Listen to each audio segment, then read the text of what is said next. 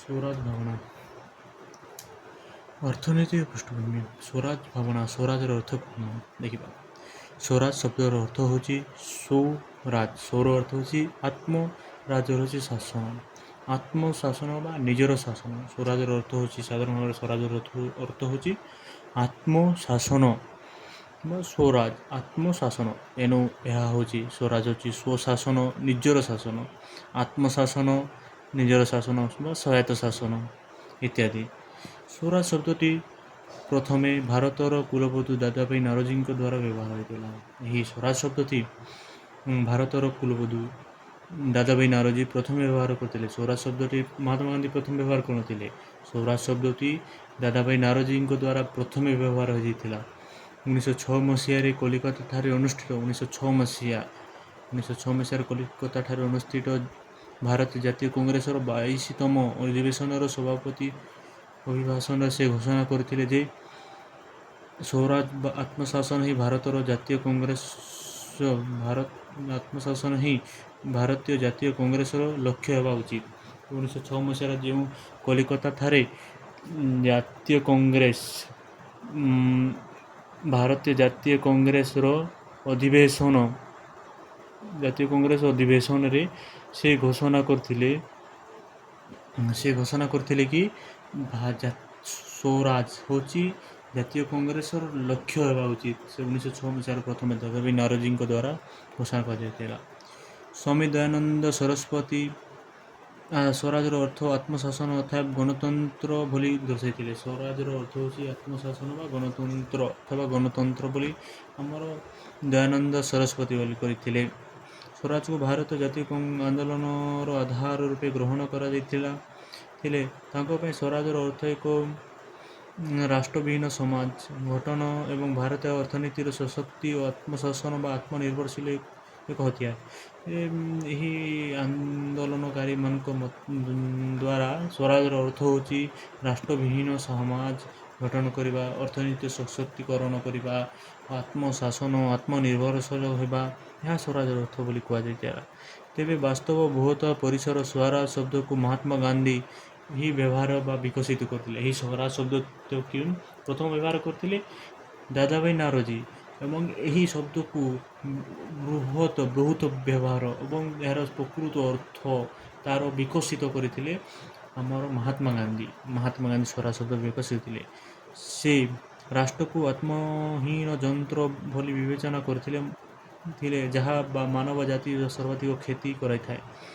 ତେଣୁ ସ୍ୱରାଜ ମାଧ୍ୟମରେ ସେ ଏକ ସଶକ୍ତ ରାଷ୍ଟ୍ର ଗଠନ କରିବା ପରିବର୍ତ୍ତେ ଏକ ରାଷ୍ଟ୍ରହୀନ ସମାଜ ପ୍ରତିଷ୍ଠାକୁ ଲକ୍ଷ୍ୟ ରଖିଥିଲେ। ସ୍ୱରାଜ ଅର୍ଥ ଏକ ସଶକ୍ତ ରାଷ୍ଟ୍ର ଗଠନ କରିବା ପରିବର୍ତ୍ତେ ଏକ ରାଷ୍ଟ୍ରହୀନ ସମାଜ ପ୍ରତିଷ୍ଠା କରିବା ଲକ୍ଷ୍ୟ ରଖିଥିଲେ।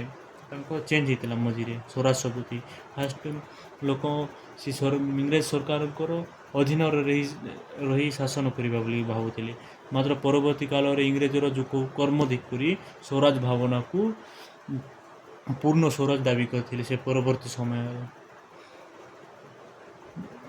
ବ୍ୟକ୍ତିଗତ ସ୍ତରରେ ସ୍ୱରାଜ ହେଉଛି ଆତ୍ମସମୀକ୍ଷା, ନିରନ୍ତର ବା ଆତ୍ମନିର୍ଭରଶୀଳତାର ଦକ୍ଷତା। ଗାନ୍ଧିଜୀଙ୍କ ମତରେ ଭଲ ଶାସନ ଆତ୍ମଶାସନ ବଦଳ ରୂପରେ ହୋଇଥିଲା। ସ୍ୱରାଜ ହେଉଛି ବିଦେଶୀ ହେଉ କି ଦେଶୀୟ ହେଉ সকল ସରକାରୀ ନିୟନ୍ତ୍ରଣରୁ ସ୍ୱାଧୀନ ରହିବା ନିରନ୍ତର ପ୍ରୟାସ।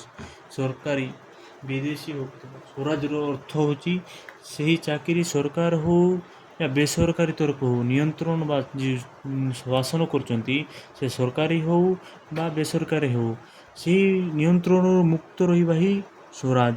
ଆତ୍ମଶାସନ ନିଜର ଶାସନ ଅର୍ଥନୈତିକ ଭାବନା ଏହା ଆତ୍ମଶାସନ ଓ ଆତ୍ମନିର୍ଭରଶୀଳତା ସହ ନିଯୁକ୍ତ କଠୋର ପାରିଶ୍ରମିକ ଜନତା ପୂର୍ଣ୍ଣ ଅର୍ଥନୈତିକ ସ୍ୱାଧୀନତା ପ୍ରଦାନ କରିବା ଲକ୍ଷ୍ୟ ରଖେ। ସ୍ୱରାଜ ଯେତେବେଳେ ଆମେ ଆମ ନିଜକୁ ଶାସନ କରିବା ଶିଖୁ ତାହାକୁ ସ୍ୱରାଜ ବୋଲି କୁହାଯାଏ। ନିଜେ ସ୍ୱରାଜ ଗାନ୍ଧିଜୀ ପରେ ଏହି ସ୍ୱରାଜର ବିକାଶ ଘଟିଥିଲା। ଗାନ୍ଧିଜୀ ତ ବିକାଶ କରିଥିଲେ, ତା ଛଡ଼ା ଗାନ୍ଧିଜୀଙ୍କ ପରେ ଏହି ସ୍ୱରାଜ ଭାବନା ବିନୋବା ଭାବେ ଜାତୀୟ ସ୍ତରରେ ସର୍ବ ସେବା ସଂଘ, ଆଞ୍ଚଳିକ ସ୍ତରରେ ସର୍ବୋଦୟ ମଣ୍ଡଳ ଏହି ପ୍ରକାର ବିଭିନ୍ନ ରାଜନୀତିଜ୍ଞ ବିଭିନ୍ନ ଦେଶପ୍ରେମୀ ଗୁଡ଼ିକ ସ୍ୱରାଜର ଭାବନାକୁ ବିକାଶ କରିଥିଲେ। ସ୍ୱରାଜ এই ସ୍ୱରାଜ ଭାବନାର ମୁଖ୍ୟ ବୈଶିଷ୍ଟ୍ୟ କ'ଣ ଅଛି? ସ୍ୱରାଜ ବୈଶିଷ୍ଟ୍ୟ କ'ଣ? ଫାଷ୍ଟ ସ୍ୱାଧୀନତା। ସ୍ୱରାଜ ସମସ୍ତଙ୍କୁ ସ୍ୱାଧୀନତା ପ୍ରଦାନ କରେ।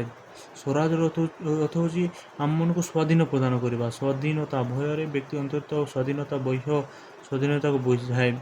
ଅନ୍ତ ସ୍ୱାଧୀନତା ହେଉ ବା ବାହ୍ୟ ସ୍ୱାଧୀନତା ହେଉ, ଏ ସ୍ୱାଧୀନତା କେବଳ ରାଷ୍ଟ୍ର ସରକାର ନିୟନ୍ତ୍ରଣ ମୁକ୍ତ ନୁହେଁ, ବିବେକରୁ ମୁକ୍ତ। ଅନ୍ୟ ରାଷ୍ଟ୍ର ବିବେକରୁ ମୁକ୍ତ ମଧ୍ୟ ସ୍ୱରାଜ ହେଲା। ସମାନତା। ସ୍ୱରାଜ ସମସ୍ତଙ୍କୁ ସମାନତା ଆଧାରରେ ଭେଦଭାବ ସହିତ ଆଚରଣ ପରିବର୍ତ୍ତ କରେ।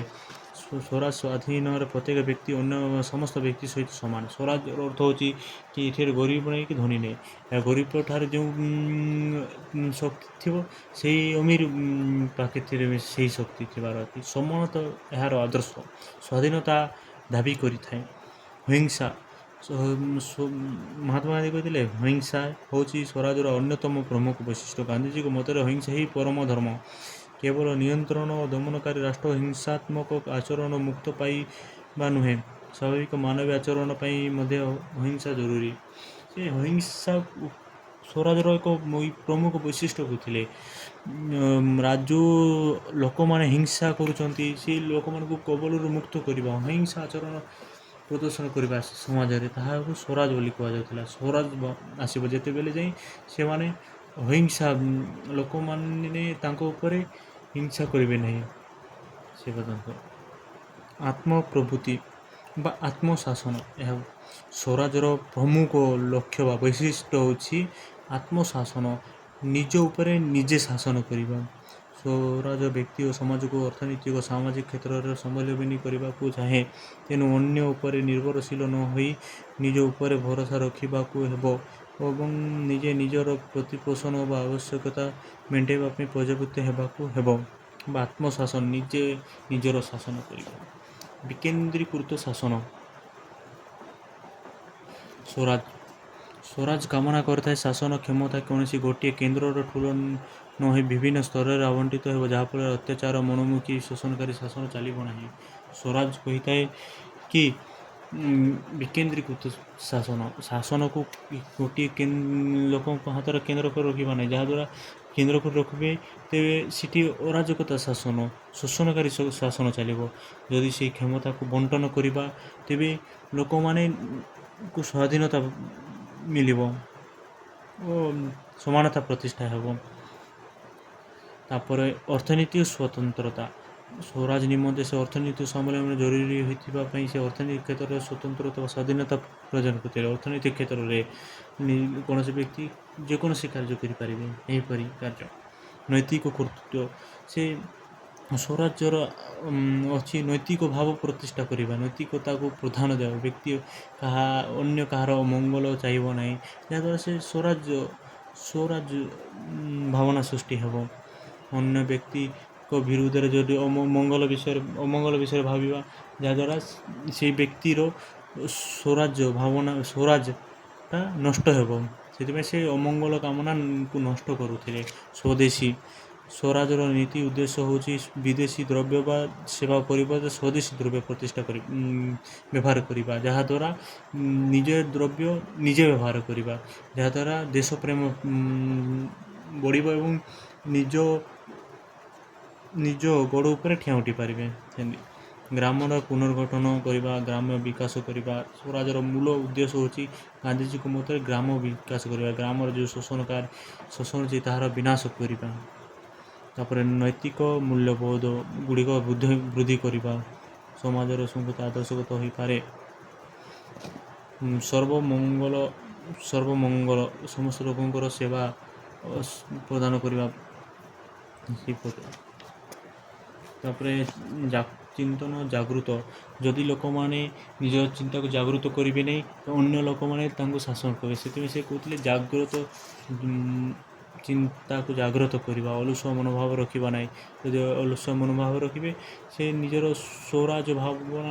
ସ୍ୱରାଜଟା ନଷ୍ଟ କରିବେ, ନିଜର ଆତ୍ମନିର୍ଭରଶୀଳତା ନଷ୍ଟ କରିବେ। ସେଥିପାଇଁ ସେ ଚିନ୍ତନ ଜାଗୃତ କରୁଥିଲେ। ସ୍ୱରାଜ ସମ୍ପର୍କରେ ଗାନ୍ଧିଜୀଙ୍କ ଧାରଣା କ'ଣ ଥିଲା? ପ୍ରକୃତରେ କହିବାକୁ ଗଲେ ସ୍ୱରାଜ ଶବ୍ଦଟି ଗାନ୍ଧିଜୀଙ୍କ ଜୀବନର ଲକ୍ଷ୍ୟ ଥିଲା। ଜନସାଧାରଣଙ୍କୁ ସ୍ୱରାଜ ପ୍ରଦାନ କରିବା ହିଁ ଭାରତ ପରିତ୍ୟାଗ କରିବା ଉଚିତ। ସ୍ୱରାଜ ଭାରତୀୟ ଜନ୍ମଗତ ଅଧିକାର ବୋଲି କହୁଥିଲେ। ସେ ସ୍ୱରାଜକୁ ଭାରତୀୟ ଜନ୍ମଗତ ଅଧିକାର କହୁଥିଲେ। ତାପରେ ଗାନ୍ଧୀଜୀ ସୃଷ୍ଟି କରିଥିଲେ ବ୍ରିଟିଶ ସରକାରଙ୍କ ବିରୁଦ୍ଧରେ ଅସନ୍ତୋଷ ପ୍ରକାଶ କରି ଭାରତୀୟ ଲୋକମାନେ ମାନଙ୍କର ଧର୍ମ ଅଟେ ଏହି ଲକ୍ଷ୍ୟକୁ ଆଖି ଆଗରେ ରଖି ସେ ଅସହଯୋଗ ଆନ୍ଦୋଳନ, ଆଇନ ଅମାନ୍ୟ ଆନ୍ଦୋଳନ, ଭାତ ଛାଡ଼ ଆନ୍ଦୋଳନ କରିଥିଲେ। ସ୍ୱରାଜ ଭାବନା, ସ୍ୱରାଜକୁ ଲକ୍ଷ୍ୟ ହାସଲ କରିବା ପାଇଁ ସେ 3ଟି ଆନ୍ଦୋଳନ ସହିତ ଅନ୍ୟ କେତେକ ଆନ୍ଦୋଳନ ସେ କରିଥିଲେ। ରାଜନୈତିକ, ଅର୍ଥନୈତିକ ବ୍ୟାପାରରେ ପରିଚାଳନା କରିବା ଉଚିତ ବୋଲି ଭାବିଥିଲେ। ସେ ପରବର୍ତ୍ତୀ ସମୟରେ ନେହେରୁଙ୍କର ପୂର୍ଣ୍ଣ ସ୍ୱରାଜ ହାସଲକୁ ସ୍ୱୀକୃତି ମଧ୍ୟ ଦେଇଥିଲେ। ସେ ଗାନ୍ଧୀଜୀ ପୂର୍ଣ୍ଣ ସ୍ୱରାଜ ବିଶ୍ୱାସ କଲେ। ପରେ ପରେ ଏହାକୁ ପ୍ରସ୍ତାବ କଂଗ୍ରେସ ଅଧିବେଶନ ଦ୍ୱାରା ଗୃହୀତ କରାଯାଇଥିଲା। 1930 ମସିହାରେ 11 ଦଫା ସମ୍ବଳିତ ପ୍ରକାଶିତ ହୋଇଥିଲା। ମେନ୍ କୋଶ୍ଚିନ୍ ସ୍ୱରାଜ ଭାବନା ଗୋଟେ 11ଟା ଚିଠି ବା 11ଟି ନିୟମ ପ୍ରତିଷ୍ଠା କରାଯାଇଥିଲା। ଗାନ୍ଧୀଜୀ 1930